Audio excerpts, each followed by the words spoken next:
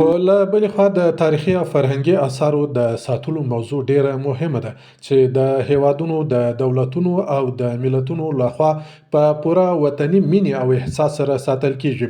خو په خواشینۍ سره چې په افغانستان کې د دولت او ملت لخوا د تاریخي اثارو ساتنې ته پاملرنه نه کیږي چې د همدې بیغوري لامل د کابل د تاریخي دیوالونو زیاته برخه ورانه شوې. د اسماعي غره پر سر د دیوال هیڅ نښه نښانه نه ده پاته او د شیر دروازې د غره د دیوال هم ډیره برخه د پیړیو د طبیعي پیښو او د سیمې د اوسیدونکو لخوا چې په دې غره کې کورونه جوړ کړي تخریب شوي او له ساختماني موادو څخه د خپلو کورونو په جوړولو کې کار اخیستی دی چې په دې اړه استاد حبیب الله رفیع وایي. لیکن په وروستیو وختونو کې متاسفانه خلک راغلل د دیوالونو په څنګ کې کورونه جوړ کړل. حتی ما داسې کورونه لیدلي چې دیوال یې پکې هغه کړی دی.